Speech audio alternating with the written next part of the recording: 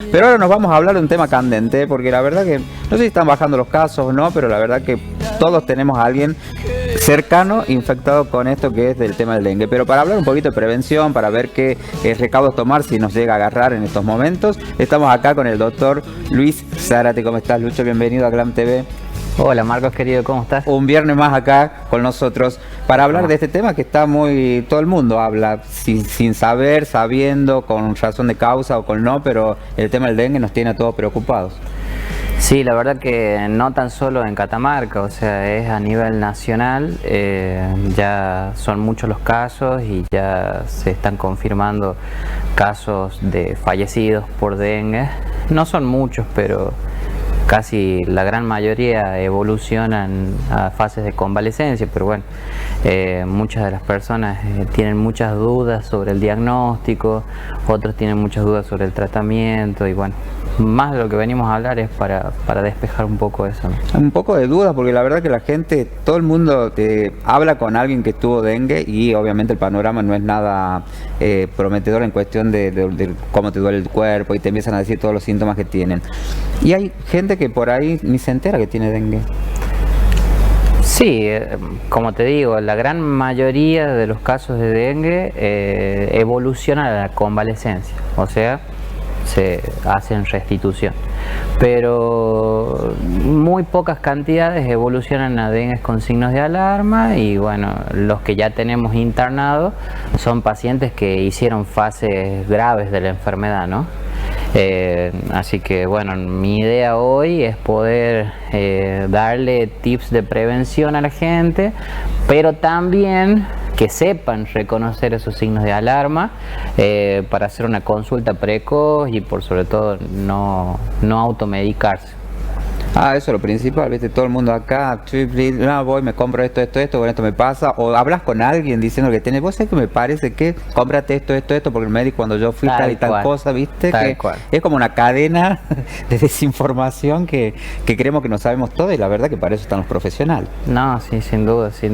Bueno, nosotros ha sido como el COVID en gran parte, ¿no? Porque hemos tenido que estar entrenando nuevamente, leer nuevamente las guías, volver a repasar un poquito. Repasar un poco, sí, la verdad, porque cuando uno tiene fases de convalecencia no pasa nada. Cuando uno tiene el dengue con signos de alarma, bueno, uno lo puede tratar medianamente, pero cuando ya sucede un dengue grave, estoy hablando ya en la fase hospitalaria, ¿no? Ya en el internado, uno ya tiene que entrenarse un poco mejor para poder darle respuesta a ese paciente y obviamente a las familias que están por detrás. ¿Y cuáles serían las fases de alarma para que el paciente tome conciencia de que tengo que ir al médico por las dudas sea dengue?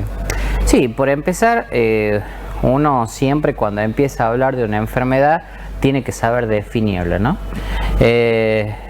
Fiebre, hay muchas patologías en común que cursan con fiebre, por lo tanto, cuando uno asocia la situación epidemiológica, o sea, un nexo epidemiológico o haber estado en los últimos 14 días en una zona donde hay mucho dengue y asocia fiebre y, por ejemplo, náusea, vómito, mialgias, que son los dolores musculares, asocia también dolor retroocular o cefalea. Esos son signos que podrían ser sugestivos de que estás padeciendo un dengue. Ahora, eso define un caso sospechoso.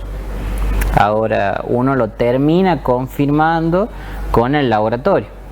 Claro. Sea a través de serotipos, sea por anticuerpo, por antígeno, o sea haciendo un análisis directamente por PCR de el ARN del virus, ¿no? Del dengue. Eso es cuando uno lo define. Ahora, cuando el paciente va a consultar, habitualmente uno tiene todos estos síntomas que yo te menciono. O sea, en la edad adulta habitualmente son esos los síntomas.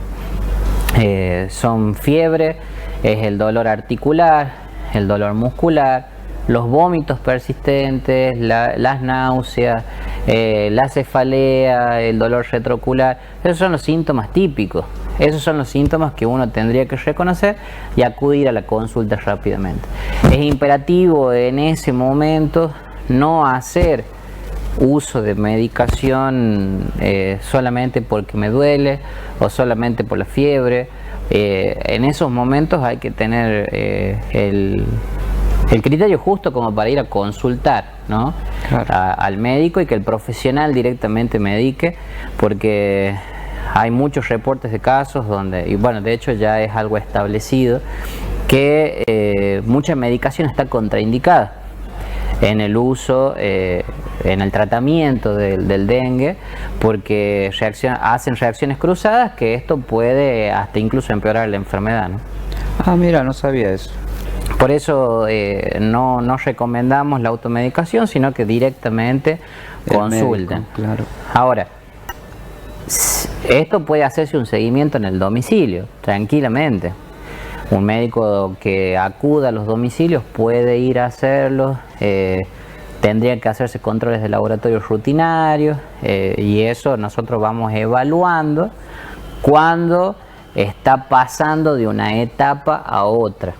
Como te digo, en la gran mayoría de los casos de dengue que hemos tenido en la provincia, la gran mayoría evolucionan a la convalescencia. O sea, vuelven a su estado normal. Muy pocos casos evolucionan hacia un dengue con signos de alarma, que ahora te voy a comentar cuáles son esos signos de alarma, y menos del 2% ya terminan evolucionando a un dengue grave, que es lo que nosotros ya tenemos en el internado.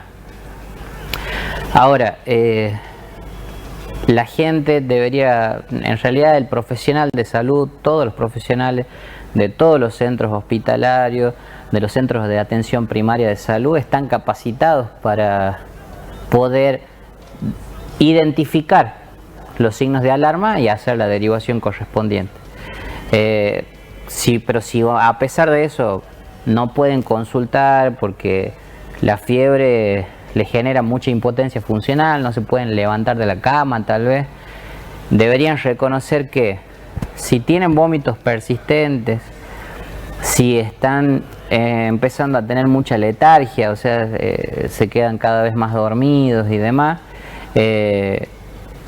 incluso también si tienen un dolor abdominal persistente, esos son síntomas de alarma. Si se empiezan a hinchar, son síntomas de alarma que uno ya debería consultar con un profesional rápidamente para que sea ingresado ya a una fase hospitalaria y ya empezar que por internado el paciente mantenga un cuidado y un control estricto, ¿no? Y esos síntomas que ya son un poco más graves de lo que veníamos diciendo al principio. Exactamente. El dolor abdominal persistente, los vómitos persistentes, la alteración del nivel de conciencia, sea que te dormís mucho, en los niños, en los bebés, a veces puede causar mucha irritación. El niño está muy irritante, llora mucho. Esas son fases de que la enfermedad puede estar evolucionando. Síndromes febriles persistentes también indican evolutividad de este síndrome. Y en niños pequeños suelen cursar con mucha somnolencia y letargo. Cuando ocurren estos casos, la madre debería consultar rápidamente porque no le está bajando la fiebre, porque ya se está durmiendo y porque todo lo que ingiere lo vomita. Claro. Ya cuando hay una intolerancia oral, ya es criterio de integración en todos los niveles, porque no te puedo hacer tratamiento vía oral. No, porque si estás vomitando estás todo. vomitando todo. Ya es criterio de colocar toda la medicación endovenosa. Qué bárbaro, ¿no? Y la verdad que bueno, y tenemos una fase, estaban hoy diciendo que estaban viendo cuando venía la primera hora de frío para ver si bajaba el tema de los mosquitos, empezaban a desaparecer y todo eso. Sí, la verdad que el virus no es un contagio, esto también para la información al público en general, no es como el COVID. Si yo no tengo barbijo me contagio de dengue, o si comparto con personas con dengue me voy a contagiar de dengue. Sí o sí, esta enfermedad necesita de un vector para transmitirse. Ese vector es el mosquito. El mosquito, el nombre científico es Aedes aegypti, o sea, no todos los mosquitos son vectores del dengue. Específicamente el Aedes aegypti es el mosquito que transmite el dengue. Ahora, ¿cómo identificarlo? Bueno, se ve en la pantalla y ustedes claramente se ve que el mosquito tiene en sus patas tiene unas manchas blancas y negras. Ah, sí. Ese es el mosquito que transmite el dengue. O sea que si yo convivo con una persona que tenga dengue y tengo el vector en mi casa, muy posiblemente yo me contagie de dengue.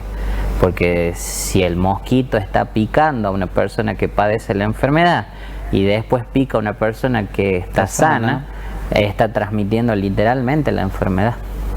Por eso recomiendan el uso de repelentes, el uso de aerosoles, y en los niños, en los bebés que no pueden usar repelentes ni aerosoles, el uso de tul. De tul donde duermen, en las cunitas, claro, y todo eso. Incluso ya en los adultos que ya padecen de dengue, que tienen que estar en sus casas, la gente compra tul y duermen con tul. Claro. Cosa que mientras duermen el mosquito no tenga la posibilidad de picarlo y transmitirlo a la propia familia, ¿no? Ahí está bueno eso también como para tenerlo en cuenta. Eso es en cuestión preventiva, ¿sí? No, tal cual.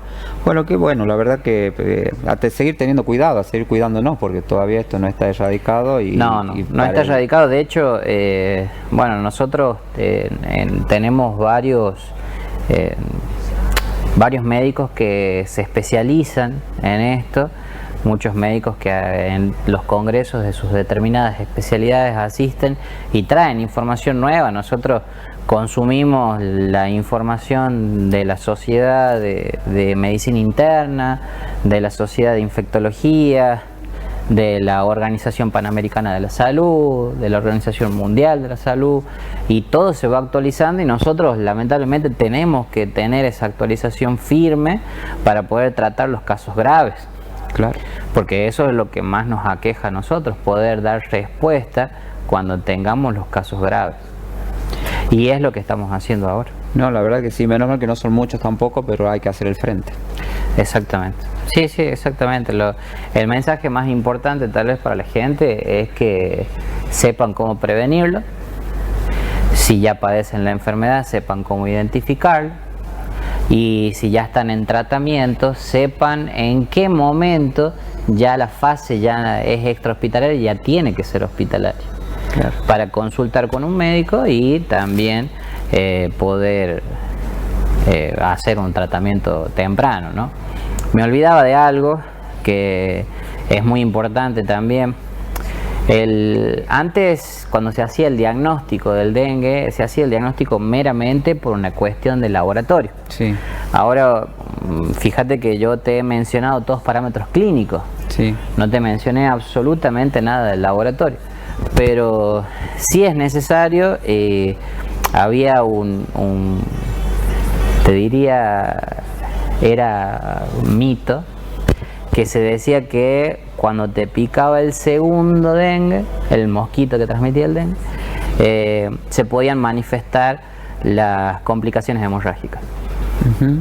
Sí, eso, es verdad que decían que era como más fuerte si claro, te picaba de nuevo. En realidad los serotipos que se transmiten en la provincia, personas que tienen comorbilidades suelen desarrollar con mayor frecuencia las complicaciones hemorrágicas. Por lo tanto, hay que controlar estrictamente a las personas que tienen comorbilidades para poder saber identificar en qué momento pueden llegar a manifestar las complicaciones hemorrágicas. Me refiero a los pacientes obesos, los pacientes diabéticos, hipertensos, que han sufrido infarto, que tienen ACV, embarazadas.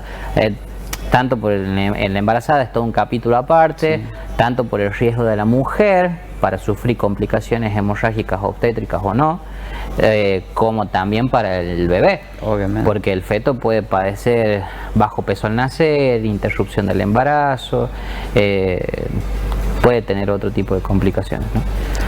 Y para saber identificar en la fase que no es hospitalaria, saber identificar cómo estoy padeciendo de una complicación posiblemente hemorrágica, habitualmente en un gran porcentaje de pacientes que ya he tenido por experiencia propia, empiezan con dolor de las encías.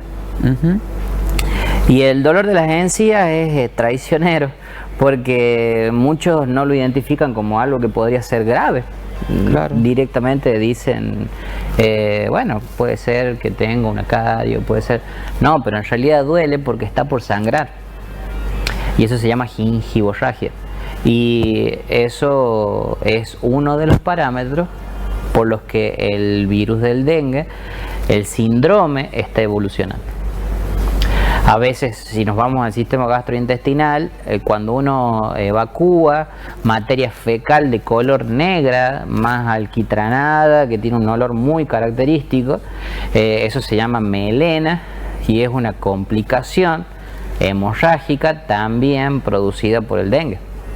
Ajá. Obviamente el profesional tiene que estar capacitado para hacer todos los diagnósticos diferenciales, empezando por la fiebre, que hay muchísimos diagnósticos diferenciales, el dolor abdominal, que te lo mencioné previamente, que también tiene muchísimos diagnósticos diferenciales, y si la hemorragia digestiva que te estoy mencionando ahora también tiene diagnósticos diferenciales.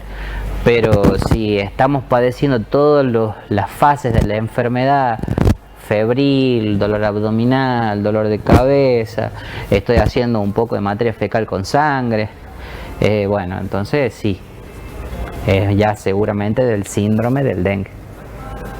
Muy bien, creo que quedó clarísimo para todos el tema del dengue, así que a tener cuidado y ya saben cómo, si tienen los síntomas, acudir al médico, lo que acaba de decir acá el doctor, así que vayan, no se automediquen, no empiecen en casa a preguntar a los parientes que tuvieron dengue qué tomaron o qué le dieron, vayan al médico directamente, que creo que es la mejor solución en estos momentos.